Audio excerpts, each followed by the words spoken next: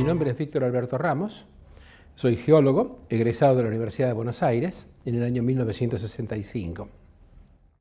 Apenas terminé mis estudios, fui a hacer un posgrado a Holanda, en Delft, en un instituto especializado en interpretación de imágenes. Y ahí obtuve un máster en 1968 que culminó en el año 1970 con mi doctorado en la Universidad de Buenos Aires. A partir de ese momento he tenido un recorrido muy zizagueante, diría yo, casi como las condiciones del país o las condiciones políticas del país. Apenas terminado mi doctorado,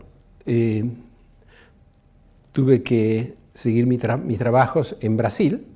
Estuve casi 3 años trabajando en Brasil, donde trabajé en empresas que hacían análisis aerogeofísicos, o sea, tomar datos de la Tierra a partir de sistemas aerotransportados.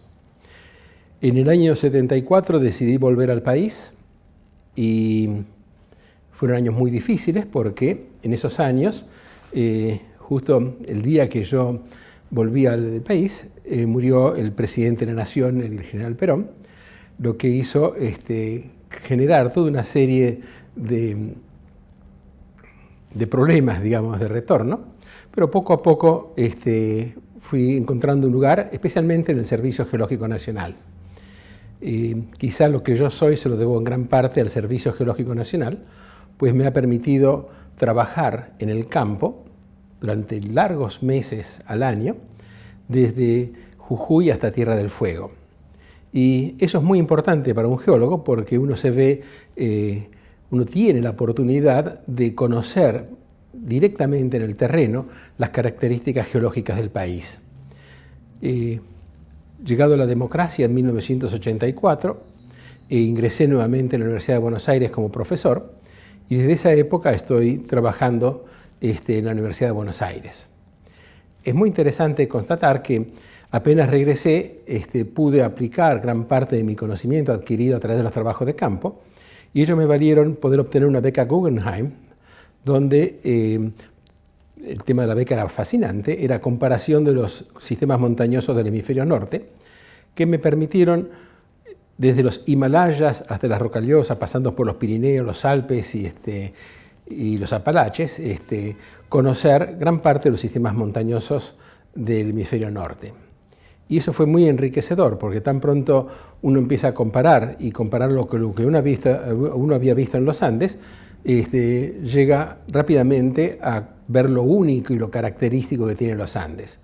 Quizá lo más importante, dado que los Andes fue mi motivo de estudio en mis últimos 50 años, es que los Andes es un sistema montañoso, a diferencia de algunos que mencioné anteriormente, que es activo. ¿Qué significa que es activo?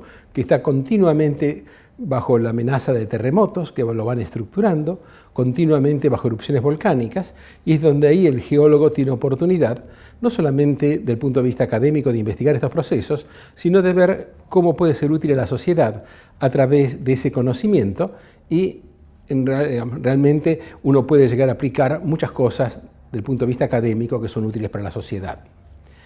A raíz de mi trabajo en los Andes, poco a poco fui haciendo una carrera académica.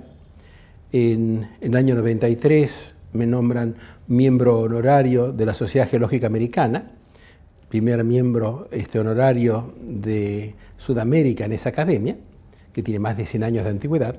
Y eso fue muy importante porque me permitió cierta trascendencia de las cosas que yo venía haciendo, mayor visibilidad, y a partir de ahí, digamos, se facilitó mucho el recorrido que hice posteriormente.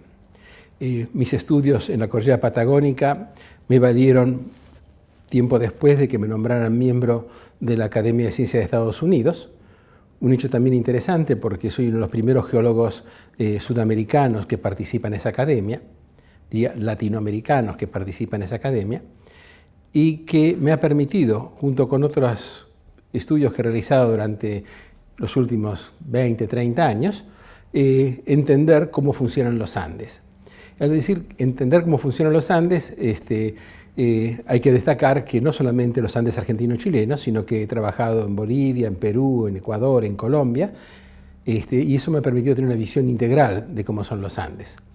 Ello me llevó a ser continuamente invitado en los más diferentes lugares para marcar las diferencias que tienen los Andes con otros sistemas montañosos, y poco a poco fui, digamos, convirtiéndome en un referente del conocimiento de los Andes. Y esto no es solamente importante desde el punto de vista de los terremotos y los volcanes, sino también porque los Andes es la fuente de muy importantes mineralizaciones. Gran parte del Perú, gran parte de Chile vive básicamente en el estudio de esos minerales. Esos minerales están alojados en los Andes, y los Andes tienen una condición única para albergar ese tipo de yacimientos. Conocer cómo se forman, por qué se forman y dónde están es lo que permite el estudio de la geología de esa cordillera de los Andes. Además de eso, digamos, la formación de los Andes va acompañada de una serie de formación de cuencas sedimentarias, y esas cuencas sedimentarias son las que albergan el petróleo. Por ende, es muy importante el conocimiento de los Andes para poder entender el funcionamiento de esas cuencas vinculadas al levantamiento y alzamiento que tienen los Andes. Todo eso me ha llevado un largo camino, un largo recorrido, que básicamente basado en la docencia y en numerosas tesis doctorales dirigidas, siempre con motivo principal los Andes, me han permitido poco a poco completar un conocimiento bastante exhaustivo de gran parte de esa cordillera. Eso no me deja del todo conforme, porque los Andes son enormes, cada segmento de los Andes tiene características propias, no hay dos montañas iguales en los Andes, y hace necesario, digamos, generar toda una serie de estudios e investigaciones para comprenderlo.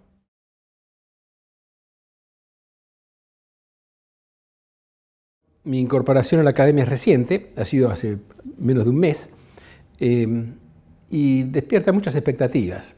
Yo veo, por ejemplo, cómo funcionan los académicos en la Academia de Ciencias de Estados Unidos, y aspiro que en algún momento en Argentina tengan ese tipo de actividades. Básicamente, el gobierno de Estados Unidos, cada vez que tiene un problema complejo que hace a la ciencia y la tecnología, recurre a la opinión de los académicos, que tras investigaciones, discusiones y toda una serie de trabajos asociados, asesora al gobierno de Estados Unidos en aquellas cosas que son más convenientes para el país. Aspiro que como académico podamos formar o continuar una activa participación como asesores del gobierno nacional para el bienestar de todos.